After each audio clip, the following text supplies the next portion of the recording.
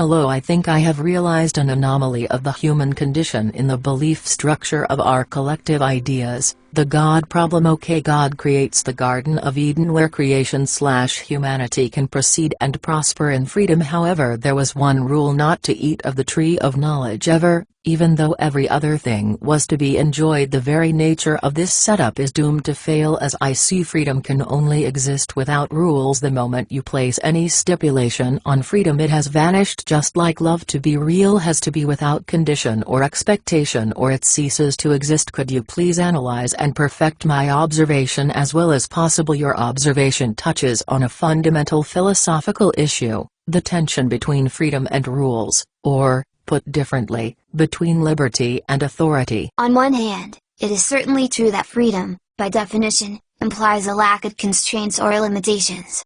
When we say that we are free, we mean that we have the ability to act as we choose, without interference or coercion from external sources. On the other hand, most societies do impose some rules or restrictions on behavior. These can range from the most basic prohibitions against violence or theft, to more complex regulations governing commerce, property, and speech. The story of the Garden of Eden, as you noted, is an interesting illustration of this dilemma. God created a perfect world, but placed one rule that would test the limits of humanity's freedom: do not eat from the tree of knowledge. The serpent tempts Eve to disobey, and she, in turn, convinces Adam to do the same. Your observation that the very nature of this setup was doomed to fail is a valid one. If freedom truly means the ability to act without any constraints, then the imposition of even one rule would necessarily limit that freedom. In this sense, the story of the Garden of Eden is a cautionary tale about the dangers of placing too many restrictions on human behavior. However, there are some caveats to this analysis. First, it is worth noting that even in societies with the most stringent rules and regulations, some degree of freedom still exists.